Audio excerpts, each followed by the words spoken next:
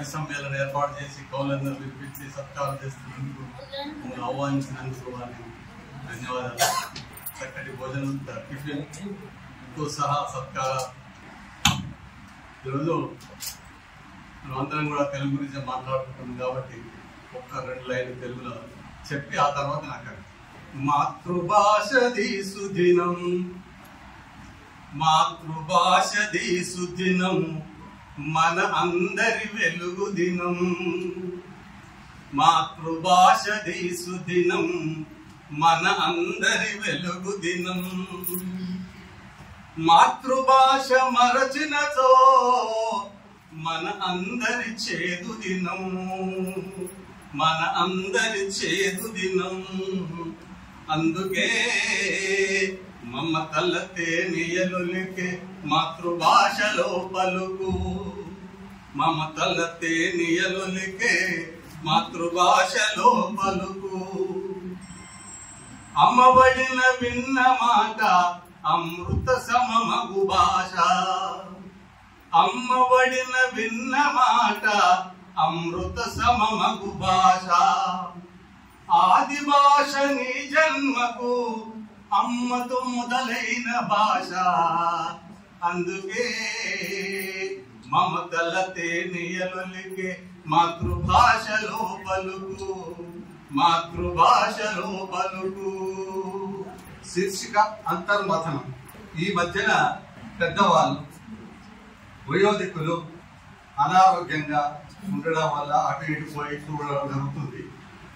ఆ పరిస్థితిని చూసినప్పుడు నేను కూడా వృద్ధాప్యంలోకి ఎంటర్ అయినా అది ఎలా ఉంటుంది అనే దానిని ఒక అంతర్మథనంలో రాసినటువంటి పద్యాలు ఎక్కువ వినిపిస్తా.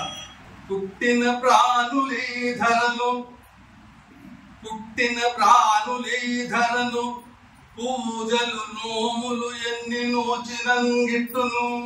సత్యముంగనక క్లేశము జందుటదంత వెర్రియో. తెలిసి కూడా చనిపోతారని తెలిసి కూడా అయినా గాని భయపడుతూ ఉంటారు. ఎంత వెర్రి. కట్టులనెన్ని కట్టినను, కట్టులనెన్ని కట్టినను, కాసులు కాంచనమెంతయుండినను. గట్టులనికి దాగినను కాలుని పాశము విడిచిపెట్టునే.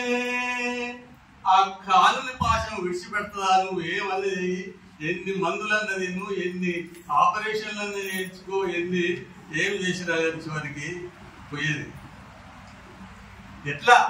మెల్లగా పండుటాకులై, మెల్లగా పండుటాకులై, మేదిని వీడియు వాడి ఒరుగులై. ఎల్లరు రాలిపోవుదురదెవ్వరు ఆపగలేరు సుమ్మి.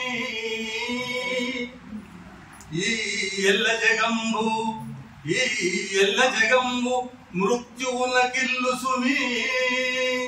ఈ ఎల్ల జగంబు మృత్యువుకు ఇల్లు సుమి. ప్రతిరోజు తిరుగునా మల్లుడు, ప్రతిరోజు తిరుగుతూనే ఉంటాడు మల్లుడు. యమధర్మరాజు ప్రతిరోజు తిరుగుతూనే ఉంటాడు. మల్లుడు శ్రేకరాజదిగో మానవ కన్నులు తెరిచి చూడుమా.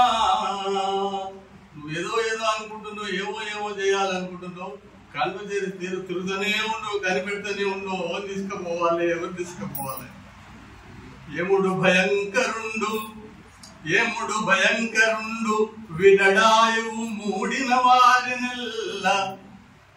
తా అమిత బలాటునైన ఘనమైన సమున్నత సౌధముండినను. సౌధాలు, ఘనమైన సౌధాలు ఉన్నా పర్వాలేదు. సముచిత భోగ భాగ్యములు సంపదతో తుల తూగుతుండిన. సమయము సెల్లిపోవగానే, వృద్ధాప్యం రాగానే సమయం అయిపోయింది. సమయము సెల్లిపోవగానే జాలము వేసియు తీయు ప్రాణములు. పాశ వేస్తాడు, ప్రాణం తీసేస్తాడు. మిక్కిలి భోగ భాగ్యములు మేలిమి మేడలు విద్యయున్న ఏ దక్కర రాదు. విత్తమది అక్కజమున్నను వార్ధకములో ఎంత డబ్బున్నా కానీ దాన్ని తప్పించలేదు. వార్ధకాన్ని అది వస్తూనే ఉంటుంది తప్పకుండా. కొన్ని వచ్చు రోగములు, ఒక రోగాన్ని తప్పిస్తే ఇంకో రోగం వస్తుంటది. నొక్కని వచ్చు రోగములు నిక్కము ఎచ్చును వ్యాధి బాధలు గ్రక్కున జీవితంబుపై కలుగు విరక్తి క్రమక్రమంబుగా. మంచం మీద పడ్డ తర్వాత విరక్తి వచ్చేస్తుంది.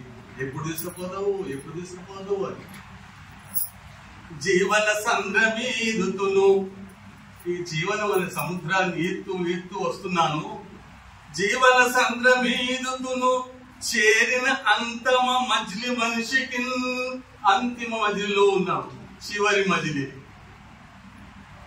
చావదు ఆశ బ్రతుకుపై, చావదు కోరిక ముల్లెమూటపై,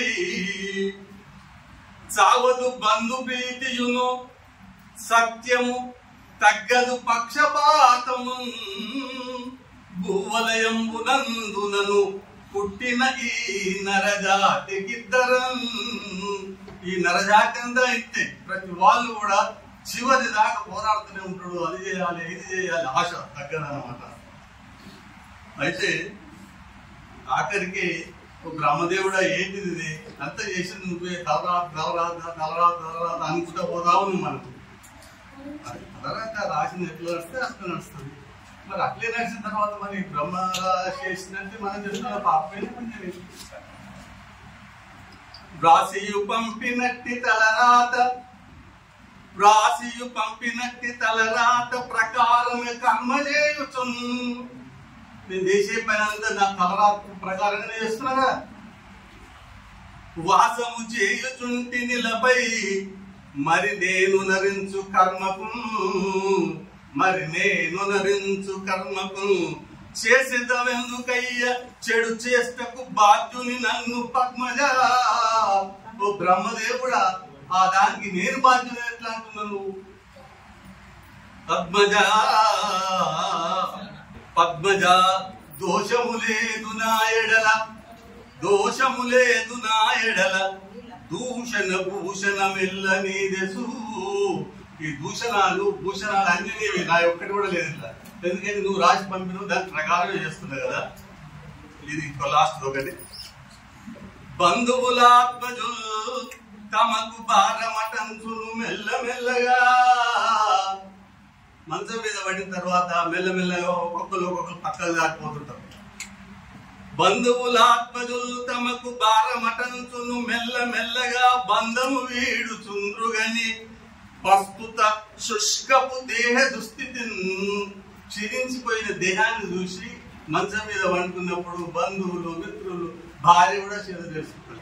కుందుచునుందురంత ప్రతికూల పరిస్థితిగాంచి నేడు నీకెందుకు జీవమా. ఓ జీవమా, నాలో ఉన్న ఆత్మ నీకెందుకు? అందరూ నన్ను విడిపోతుండ్రు, నువ్వెందుకు విడతలేవు? ఎప్పుడో పోవాలని నేను అనుకుంటున్నా కానీ పోతలేవు ఎందుకు? ఆ జీవాన్ని కూడా విట్టవచ్చి వస్తుంది నాకు. పరిస్థితిగాంచి నేడు నీకెందుకు జీవమా. మమత ఏల త్యజించవు జీర్ణ కాయము.